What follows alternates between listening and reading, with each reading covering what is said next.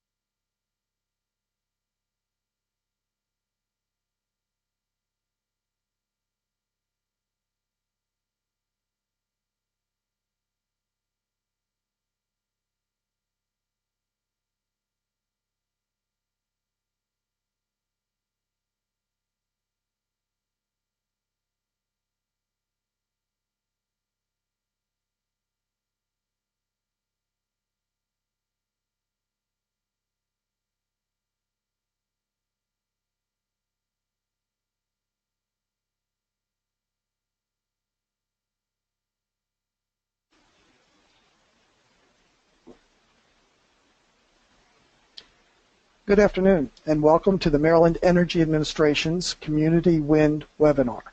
My name is Rich Moranto. I'll be the moderator for today's webinar. Today we're fortunate to have 3 expert presenters. Samuel Byrne of the Maryland Energy Administration. Sam is the Wind Energy Program Manager.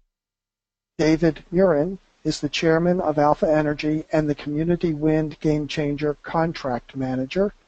And Rebecca Rush, who is the Community Wind Game Changer Contract Outreach Manager. Before we get started, I have a couple of general announcements. Our presenter's bio and additional information about the Community Wind Initiative are available on the Maryland Energy Administration website. The 3 speakers will take about 40 minutes, maybe a little more, today, which will leave plenty of time for any questions. Please hold your questions until the end of all 3 presentations. Any questions that are not answered during the question and answer period will be posted on the website. Cast will be archived and made available for future viewing from the Maryland Energy Administration website. So, with that in mind, Sam, your mic is open, and let's get started. The mic is yours. Thanks, Rich. Happy to be here, and thank you for everyone tuning in today. Like Rich said, my name is Sam Byrne. I'm the Wind Energy Program Manager at the Maryland Energy Administration. Next slide.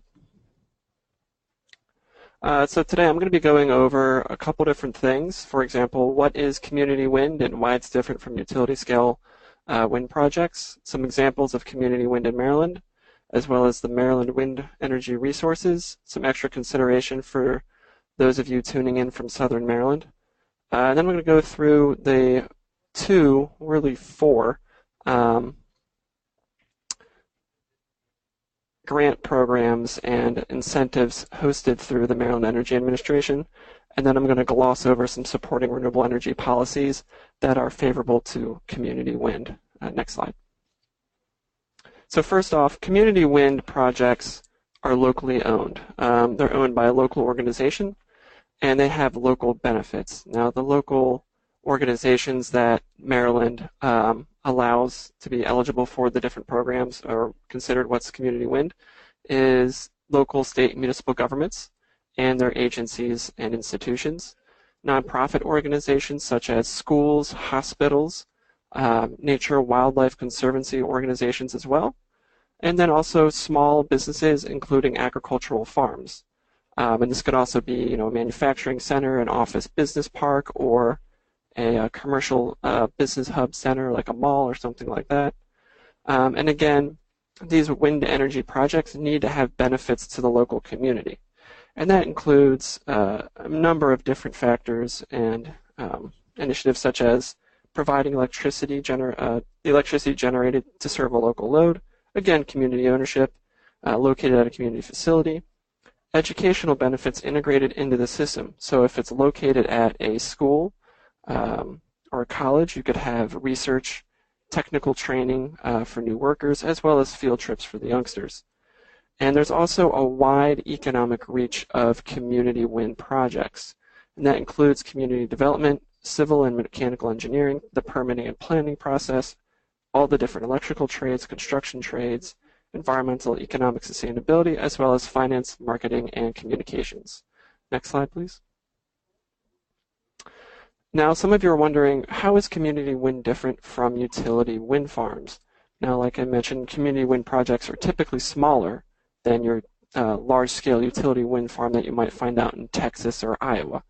So community wind is typically one, maybe two wind turbines in this for that project, and they typically range from about 50 kilowatts to 1.5 megawatts. And for reference, 1,000 kilowatts is 1 megawatt. While utility-scale wind farms are much larger, they are anywhere from a couple dozen to more than 100 wind turbines, and they are much larger in scale, the 1.5 megawatt to 3 megawatt range typically, and the industry standards for large utility wind farms is about 2 to 3 megawatts per turbine. Next slide. Now, the wind turbine size comparison that we have here, we have three different models. We've got on the far right, that little yellow one, that is your typical residential wind turbine. It's a 10 kilowatt system, and it's 100 feet at the hub height and 112 feet at the tip of the blade. I was actually at a home on Sunday adopting a dog, and the homeowner had two of these small residential systems on his property. It was pretty cool. And I got a dog. The magenta, the pink one there in the middle, that is a 500 kilowatt sized system. That's more along the lines of what you're going to find for a community wind project. It's larger than a residential system, but it's big enough to serve a local larger load. And the blue one on the left there, that is the small end, the smaller scale of the utility-sized wind turbines, but also out west where wind speeds are much stronger in Iowa, Texas, North Dakota, that area, you will see some community wind projects which have turbines this size. Next slide. So now that we've seen, sort of what a community wind project is and how large they are, we wanted to give some examples of what they look like in Maryland. So at Chesapeake College in Wye Mills, this is located just in Queen Anne's County or Talbot County. So just as you travel east across the Bay Bridge onto the eastern shore on Route 50, you'll see this turbine right there in front of you. This turbine is a 50 kilowatt capacity. It's 120 feet at the hub height and 150 feet at the top of the blades. The average annual electricity production is about 68,500 kilowatt hours per year, and it has an annual savings average of about just under $7,000. The total project cost for this was about $500,000. This was about 5 or 6 years ago, and this is one of MEA's successful grant awardees. Next slide. And another grant awardee from MEA is the City of Crisfield. They did this one through a nonprofit, I believe. And this is a 750 kilowatt wind turbine down in the city of Crisfield. It's considerably larger than the one located at Chesapeake College. Now, this turbine will completely offset, or should completely offset, the electrical load of the Crisfield wastewater treatment facility, and this would make the city of Crisfield one of the first municipalities in the country to be net zero. And net zero is you're producing the same or more electricity as what you're consuming on site. Next slide. So now we're going to take a quick look at where the best wind energy resources are in the state. So in Maryland, you see a lot of light green and green. Those are not great wind resources. And you want to keep your eye on Garrett County, that yellow bit, this little bit around here in Hagerstown, as well as that bit of Carroll, Frederick, and Montgomery County, and along the Chesapeake Bay on the eastern shore, and the lower eastern shore in Somerset County, and along Ocean City and Assateague Island. Those are the better wind speeds, but this map only shows 30 meters. So let's go to the next slide. Here's the same map, just considerably older, from the Department of Energy's National Renewable Energy Laboratory. This is 50-meter wind speeds, or sorry, 50-meter wind speeds at 50 meters up in the air, I'm sorry. And again, you're going to see the brown and orange in the same areas that I just pointed out on the last map. This one also shows the wind resources in the Chesapeake Bay and parts of the Atlantic Ocean. It's a little bit considerably stronger wind speeds. Next slide. Now, in terms of trying to show the wind speeds, this is probably the best map, although this is 80 meters. This is what you would typically see for a utility scale wind farm. The last map was for community, and the very first map was more for residential. So again, in Garrett County, around Hagerstown, Carroll, Frederick, and Montgomery County, as well as the brown bits all along the eastern shore, and Somerset County, and along Ocean City. That's typically where you're going to find the better wind speeds in the state, although again, on a national level, these are fairly average speeds. Next slide. Now, for those of you tuning in from Southern Maryland, or if you are affiliated with an organization in Southern Maryland, there is a military base that is a part of the Atlantic Test Range, and that's at Pax River. That's that little orange blob on that St. Mary's County there. And the Pax River Naval Base there has a radar, and this onion map here shows the view shed of that radar. So wind turbines will and have been known to be detected by this radar system, and it will impact their ability to conduct testing. So taking a look at this blue band here, that is the 400-foot limit area. So any wind turbine that is 400 feet tall, including the tip of the blade, will be detected in that area and all the areas farther in on the onion map. However, a 400 tall wind turbine will not be detected in the lavender and the purple areas. And that can be said for the different heights that are located here at the bottom and also at the top. So if you are with an organization in Southern Maryland that's located in this area, I just want you to be aware that this is an issue. It has stopped other organizations or other companies from deploying wind turbines and wind farms in this area, but I'm not saying that it will do that for your project. Just be very, aware that this is out there, and that if it does become a problem, I encourage you to work with the gentlemen at Pax River and try to see if you can work something out. Next slide. So now we're going to move into the two programs with the Maryland Energy Administration. And when I said that there was two, but really four, this is what I meant. We have the State Anemometer Loan Program, where I'll talk about that in a minute. And then we also have the Windswept Grant Program. Now that's actually three programs bundled into one. There's the residential, the commercial, that's meant for businesses, not necessarily large utility scale systems, as well as the community windswept grant programs. So first off, the Anemometer Loan Program. MEA owns 4 MET towers, anemometer towers. These collect wind speeds and other meteorological data, and you can see the mast there on the right, one of the wind data collection devices and the onboard computer system. And what we'll do is we will loan out these towers to communities interested in developing a project at no cost to them.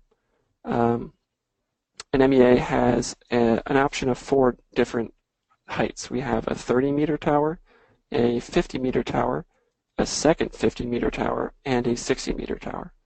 Next slide. So here are the 4 towers. Those are some stock photos, by the way. However, we are looking for a home for the 60-meter tower. So if you are interested, we'll tell you how to get on the application list there. So next slide. So if you are interested in that 60-meter tower, we can contact myself or Alpha Energy, that's David Murren's company, and we will get you an application for the loan program. Next slide. Now, the Windswept grant program, like I mentioned before, is 3 different programs. It's residential, commercial, and community. Now, they all share the same level of incentive. That is $3,000 per kilowatt of normalized system capacity at 11 meters per second.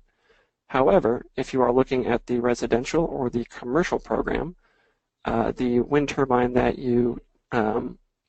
will be awarded a grant must come from a list on NYSERDA's website or the Interstate Turbine Advisory Council. Next slide. Now for fiscal year 17, that was July 1st to June 30th, we have budgeted $1 million for the Community Windswept Grant Program.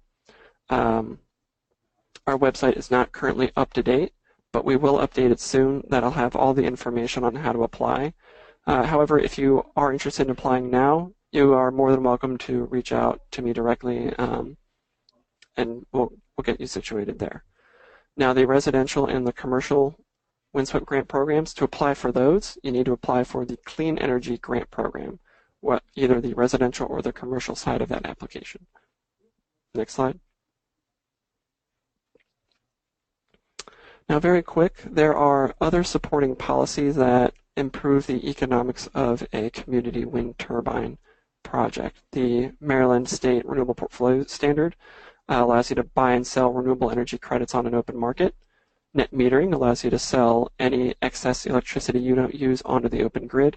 And the federal ITC and the PTC allow you to recoup some costs, either upfront in the investment side of it, 30%, or the production side. I believe right now it's $24 per megawatt hour, or 0.24 cents per kilowatt hour.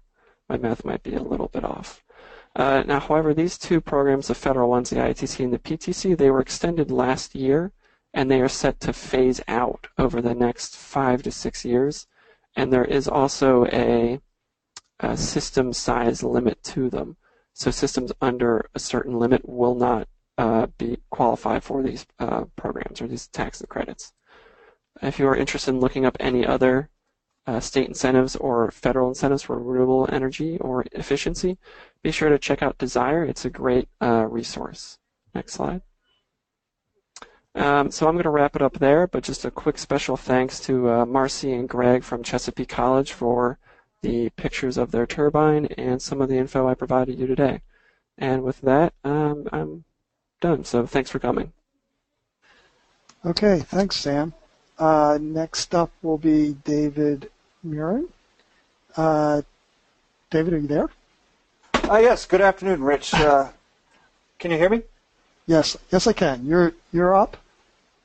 Excellent. Thanks for having me, and thanks for everyone for joining the webinar. Next slide.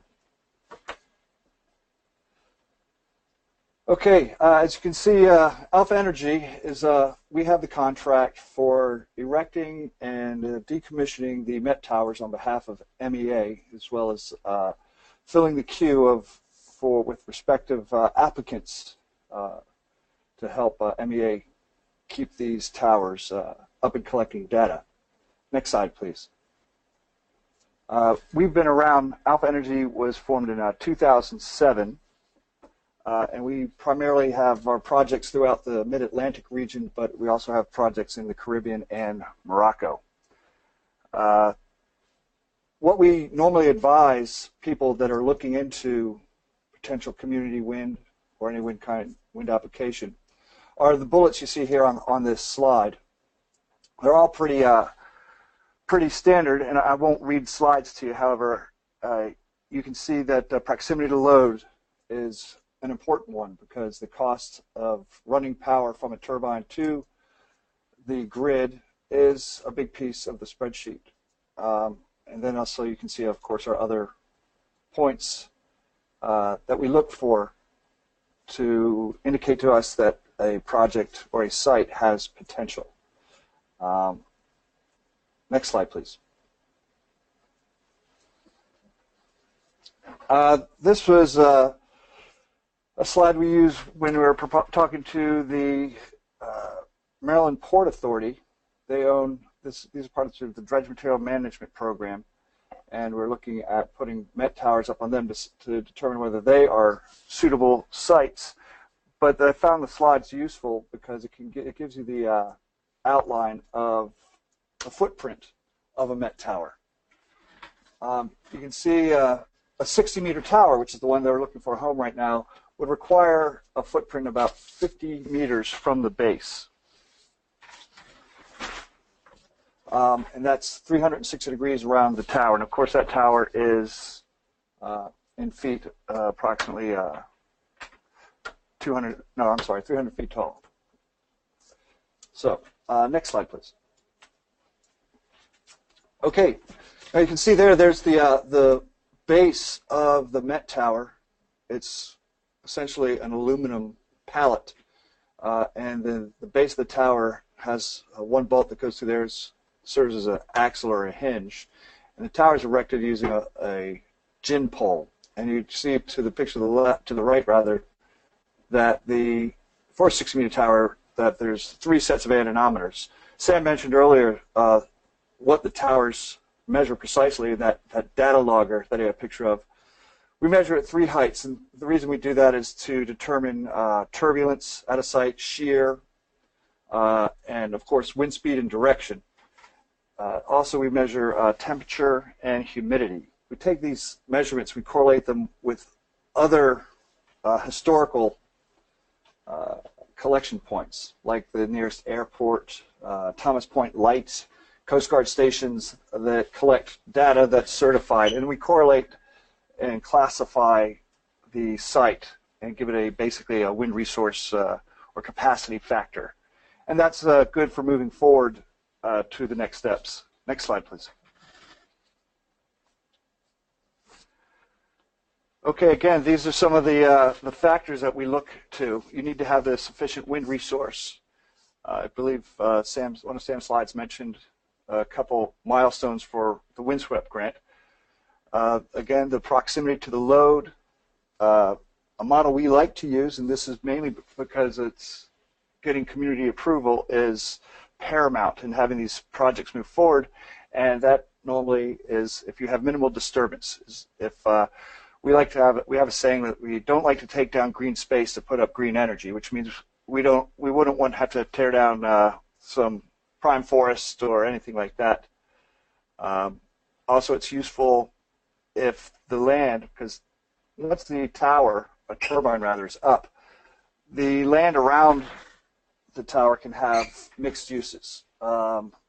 Europe's market's a lot more mature than ours, but they are really moving into this a lot quicker, or have moved into it a lot quicker, and they use it for farming and agricultural and livestock, and some even put solar fields at the base of wind turbines. So mixed use is also very helpful for penciling these projects out. Now, land-based wind pencils out much easier than solar, and of course sea-based wind.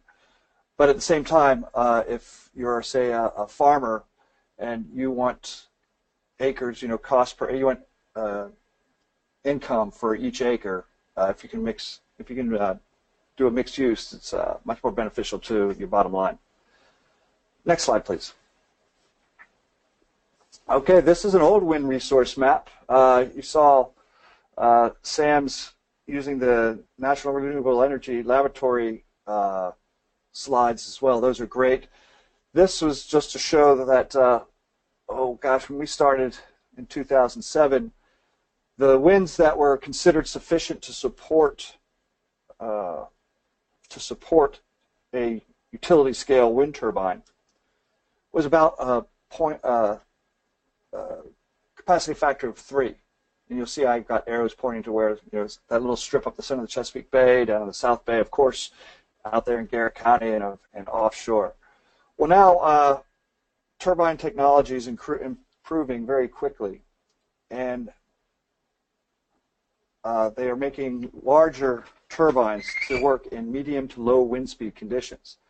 I don't know if I have any sailors on the webinar, but it's kind of like using those light air jibs. You can get a lot more sail area out, and so in lower to medium wind speed areas, you can put larger turbines. It seems a bit counterintuitive, but lower wind speed does support larger turbines.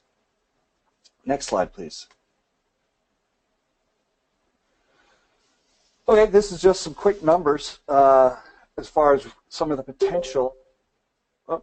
It looks like I have it up. This points out some of the potential that you could recognize from a typical wind turbine installation. And Sam went over some of these numbers earlier, so I don't want to repeat our efforts. But 1 megawatt is generally sufficient for 300 homes. The municipal load for Annapolis, Maryland, we've done a study for them.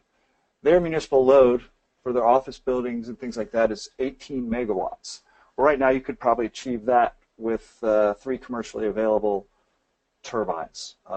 Again, the technology is evolving quickly, and that's good for the industry and good for the environment and the economy. Next slide, please. Are you still there? Ah, yes. Okay, again, this is just going over some of the bullet points that's useful for if you are considering a wind project, to getting other stakeholders, if it's land you share or maybe land other neighbors that may have a view shed that you share. We would help you, walk you through some of those hurdles, and these are just a couple bullets that are useful for talking to neighbors about the introduction of some wind into their community. Next slide, please.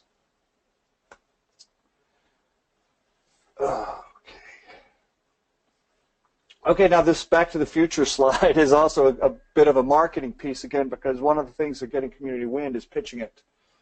Community involvement is crucial, and we like to say Back to the Future because it puts a lot of people at ease. They think this is a very new technology. However, we're really returning. You know, the Chesapeake Bay was settled originally because of the abundance of natural resources in the area, and one of those resources was wind. It is an important component of what enabled transport and trade, and has been harnessed to harvest the bay, if you will, well, for centuries now. I guess we can officially say that since America's now old enough. Anyway, it's useful to keep this concept at the core of your efforts to walk this through all the the stakeholders that are going to be involved in a community wind project. Next slide, please. These are some of the bespoke items that people want to know about and tie into what makes it useful and why it's important. And of course, you know, the economic stability, the price of wind is not changing, and so it's an upfront cost, but the ROIs are coming down quicker and quicker. Of course, peak oil is a debatable concept. Climate change, these projects pencil out and are good for the environment, whether you believe in climate change or not, and I hope you do. It also, there's more than that. We don't have to hang our hats entirely on climate change. Environmental stewardship, of course, is a keystone. And right now, if you're following geopolitical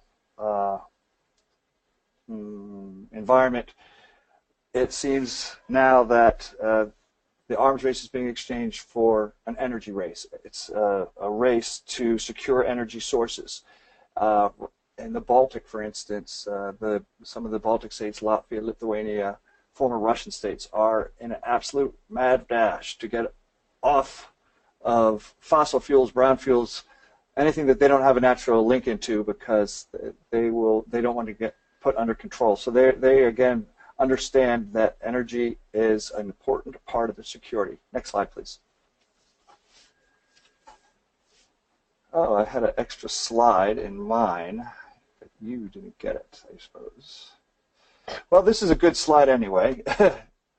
I had a slide that was speaking to what Sam was talking about earlier with the Pax River test facility, or range, where they do a lot of testing and flying of aircraft and getting radar profiles. singular turbines are not quite a threat, as much of a threat to radar as large packs of turbines, and that's because of a thing called horizontal beam width of radars and things like that. And if you like, you could please just contact me at my email, and I will explain to you a lot of workarounds and things that you can do to assuage the fears of Pax River. They want to maintain the effectiveness of their radar test system and things like that. England has addressed this through things like holographic refill or relays between wind farms that basically tell the radar exactly where the blade tips are, and so it identifies it on the radar. So there are workarounds, but we're a little, again, this is fairly new for us. So wildlife concerns, you'll see here the slide, wind is a very low part of environmental impact as far as against animals, and it's getting better. Wind got a black eye early on. I believe it was the Alameda Pass in California. They had a bunch of lattice towers and small turbines. Small turbines have very high blade RPM, and the average speed of the RPM of the blades used to be around 100 to 130 RPM. Well, a modern commercial turbine is about 30 RPM. And raptors and large birds and hunting birds can track those blades at the larger size and the lower speed. Next slide. I don't want to push up against my stop here. Okay, wind. Wind is another one that you'll be talking to your neighbors, or I'm sorry, sound is another one you'll be talking to your neighbors about. And again, this slide, this data, again, is improving. Turbines are getting quieter, but in 2008, a commercially available wind turbine was about as loud as a refrigerator. You see the turbine that Sam had at Crisfield is next to a wastewater treatment facility. The wastewater treatment facility, the humming there of just even the lights is louder than the turbine. That's useful when you're talking to neighbors and they're concerned about noise and some things. Next slide, please. Okay, this is community outreach. Community outreach is a big part of community wind. And again, that's you want to pull people towards it. You want them to move towards you as opposed to pushing them to it. And that's one of the purposes of this blog, or webinar rather. And then of course you get, once we've determined you had a site, and then we get an application, we'll erect the tower, we collect wind for about a year, well exactly a year. And that gives you lets you know what the wind resource is on that particular site. Next slide, please. Okay, again, these are more bullets useful for talking to neighbors and maybe shooting down some myths regarding the economics of wind. And these numbers are just getting better and better. So it's a process. You have a lot of trains leaving the station at the same time, and that's some of the things that we help shepherd you through. And if you have any questions, I'll take them at the end when the moderator walks us through them. Thank you. Okay, thank you, David. Next up is Becky Rush. Becky, your mic is open, and there you go. Your first slide is up. Okay, wonderful. Okay, thank you, Rich. First of all, it's my honor to share some of the lessons we've learned during the last 4 years working on Game Changer projects, and how what we've learned might actually help with your wind energy projects as well. Next slide, please. The purpose of the outreach and decision support functions that we've worked on, I think, can be summarized into 3 really important points. One is that place matters. The second is that community education matters. And the third is one repeating question that we get at any kind of outreach program that we have done around the state, and that is, how can I afford this for my project? How can I pay for the wind energy system? So the third linchpin is time is money, and the more rapidly we can qualify or disqualify a site is very important for everybody involved. Again, the process that we're putting together is designed to accelerate the ability to find the best sites that have great community wind aptitude, and on the other side of the coin, find potential problems very quickly in advance. And what might be a problem, it was mentioned earlier, I believe, by Sam about if there's no good electrical infrastructure available, it could be extremely costly to try to qualify a site. A site may be too close to an airport, or as you noted on one of the maps, there is a beautiful ridge line that's in Washington County, Maryland, but it happens to also host the Federal Appalachian Trail. And so it would be one of those locations that we would probably more rapidly say is not the right place to go for a wind energy system. So please, next slide, please. So local stakeholder education is what we think is extremely important and kind of the bedrock of this project. We have produced outreach programs in 2014 and 2015. This is actually our outreach program for 2016, and we've tried to go to both, all sides of the state.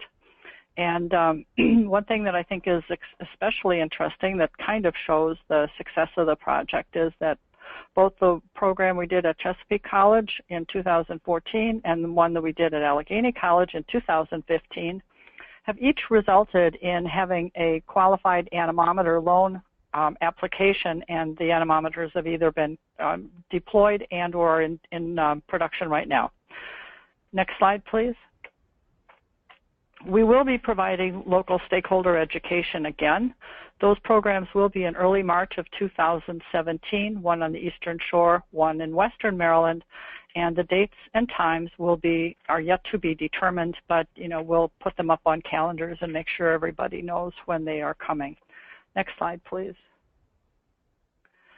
One of the goals of the project as well is to kind of coach people throughout the process, and as both Sam and Dave have related, there are a number of elements that are involved in a really good project that people need to understand, and certainly taking away some of the myths or concerns.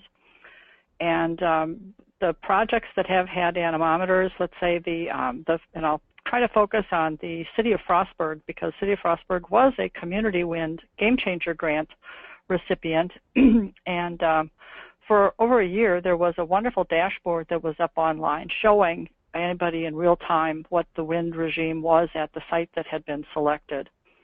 The process now is that we're looking at all the results of the site and are in the process of producing a report back for the City of Frostburg as a game changer site on the subject of bankability. How much can we take that wind data and turn it into something that can show an investor in the wind energy system that the data is reliable and can be used as a means of predicting the potential return on investment for somebody to actually own that wind energy system.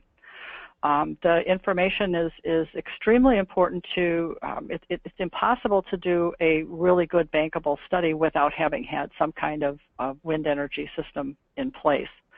So we'll be assisting the City of Frostburg walk through the request for proposals, and also with community meetings and outreach and education in the local community. Next slide, please. In addition, because so much interest recently has been in third parties wanting to lease Maryland land, especially agricultural land, for solar or wind projects, the University of Maryland Ag Law Center has recently started a program, an outreach program, and they're in the process of also developing toolkits to help somebody analyze what they should do if they're a landowner and they are being asked to become a lessor. The leases are being proposed by third parties to produce, clean renewable energy with wind. And in many cases, that windswept grant and or an anemometer loan may be available for a farm or an agricultural producer, which adds to the value of the project. And it's also to be reminded that the ag sector is uniquely qualified for Maryland net meter aggregation, just like a municipality or an institution. Next slide, please. So for the Game Changer project, we produce scoping studies, and these are the locations. There are studies available, case studies, short case studies, and we're proceeding with the City of Frostburg as is going to be kind of the model project for the rest of going forward with the community wind. Next slide, please. So one of the most important questions that comes up and has come up at all the outreach programs is, how am I going to afford it? So the next several slides are here to show you, as a potential wind energy system owner or someone who may be looking at trying to get a power purchase agreement in place, how you might be able to close the gap between what the total system cost might be and what makes a very good return on investment. Of course, including the Maryland Energy Administration grant in the mix, but also closing the gap with other funding sources as well. The overall project cost or cost of funds, if we can keep moving that down, the simple payback increases, and is better for the site owner, and that's the objective. I put down the United States Department of Agriculture REAP program, which is a extremely important benefit of 25% grant for a farm or rural small business, and wind projects qualify for this. And wind projects are, again, excellent because they're not likely to conflict with agricultural easements. And again, a small business or a farm can be eligible for these. Next slide, please. In addition, the United States Department of Agriculture also has loan guarantees that can be bundled together with the grant, and it expands the opportunity to obtain funding for the community wind project as well, for a community wind project or for a farm-owned project. Next slide, please.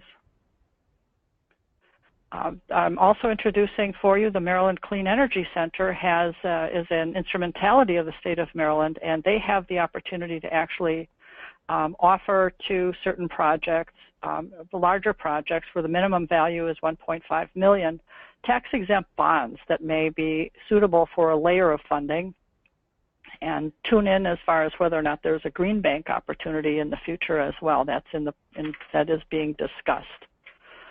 Next slide, please. And if you're out in Western Maryland, there are actually a couple additional funding sources that can close the gap on a project. If you can lower the cost of funds through the right kind of loans, have tax equity investors, have grants all put together, this makes a project far more viable and, again, more bankable. The Appalachian Regional Commission stands by to help with anything in Western Maryland, which is Washington, Allegheny, and Garrett counties, that has an economic development feature to it, such as the savings on the electricity costs for that user of electricity could be reducing the burden on taxpayers, or be able to provide extra money that teacher salaries could be continued. And the Natural Capital Investment Fund is also an economic development fund that can provide gap funding and senior debt and loans that could be up to $750,000 on some projects.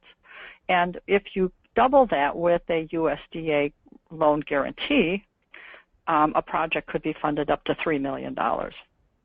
So working with any of these agencies and organizations and starting to stack the projects with various kinds of the lowest possible cost of funds can make them extremely better and viable for the end game here that we're all looking for. Next slide, please.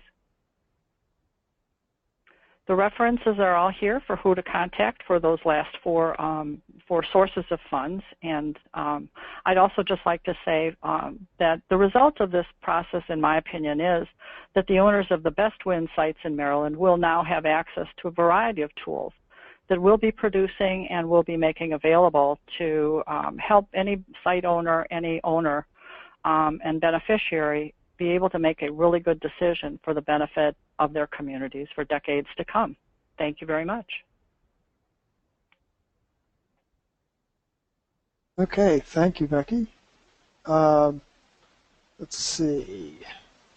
We have, Sam, I'm going to open everybody's mic, and then anybody that wants to send me a question, I sent you all some instructions for how to do that. Sam, did you want to say something about this slide? Yeah, and next spring, sometime in, I think, either March or February, The Maryland Energy Administration is going to be hosting 2 in-person meetings very similar to this one, one in Eastern Shore of Maryland and one in Western Maryland. The exact dates, times, and locations is to be determined. Bless you. But we will be having 2 more events just like this. Now, if we don't get enough, I guess, interest in it, we may consider doing another webinar. All right. And so we're entering our question and answer period. I sent everybody in the audience some instructions. If you think of a question you want to ask, you send it to me, and then I will repeat it for the audience. Just a reminder for our panelists, your mics are open, unless you want to mute them yourself. So we have a first question coming in. Someone wants to know, can a farm qualify for a community wind grant? Does anybody want to take that? The answer to that one is yes. A farm or an agricultural business, such as a chicken grower, poultry, anything like that, a farm, whether it's vegetables or animals, they will both qualify for a community wind SWEP grant within the state. Okay. Does anybody else out there have any questions? Let me just add real quickly that, again, an agriculture producer is able to utilize the aggregate net metering rules as well, which will enable a farm, if they have more than 1 meter on the farm, to be able to total all those and therefore be able to have potentially a larger system. Okay, well, you kind of led into the next question, Becky. Okay. How is community wind different from community solar? Does anybody want to take that one? I'll take that one. So the real similarity between community wind and community solar is they both have community in the name. The difference between community wind is that it's owned by a local organization on a community scale. So like we said before, hospitals, schools, business parks, it's like a small, localized, own little sub-community. Now, community solar is a little bit different. Yes, those same exact organizations can have solar on site, but it's not really considered community. Community solar instead is a group of people who cannot have solar on their own homes because their roof is at a certain angle, or they don't have a roof, they lease their apartment or something like that, or they just have trees growing over their roofs. Now all of these people can get together, throw their money into one big pot, and buy purchase or buy into a larger community solar system off-site elsewhere, in the suburbs or in a rural area. There's also, let me just also add that the state of Maryland has a regulation that has a law that was passed in 2015 called the Community Solar Pilot Project, and the regulations for that are being discussed right now, and that does have a separate definition, and just like Sam was mentioning, it's totally separate, it's totally for solar, and it has a very specific meaning, and the community wind does not fall into that particular category. Okay. So we have a question that asks, what normally happens when a turbine reaches its design life? Okay, I could take that. Normally, if you enter into a PPA of 20 to 25 years, there's a commissioning and a decommissioning of a tower. That's usually worked into the overall spreadsheet of the cost for the life of the tower. Again, however, we're still fairly young in this industry, but overseas, typically what happens is they just make a financial decision to either upgrade the tower with new bearings or new technology that can produce more output, maybe different control systems. Again, it would have to pencil out. So it's either deconstructed, which is again, part of the initial breakdown of the cost of the turbine, the life of the turbine, or it's retooled and the PPA renegotiated for either another 20 to 25 year period or something in between. Okay. Do we have any other questions out there? So here's one. Are the Game Changer case studies still available? Yes, they are.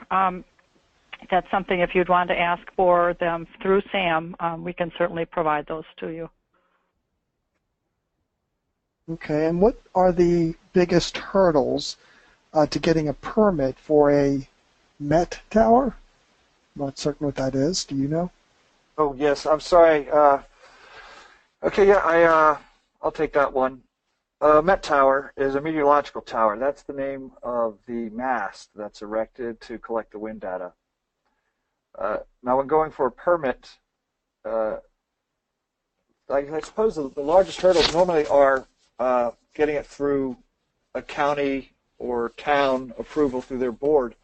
And normally the biggest concern is long-lasting impacts to the earth, the environment around it, and normally it's useful if you just indicate that it's a temporary structure that will go up for 12 months and then come down, and there's virtually zero impact left or any sign of the tower once it's gone. Again, it's a 5 foot by 5 foot square metal pallet, and the anchor bolts are normally the helical screws that you use to just turn into the soil that hold the wires, the guy cables. And once the tower's deconstructed, you lower the tower, you disassemble it, and you take out the anchor bolts, again, just by rotating them to the left until they're out of the soil.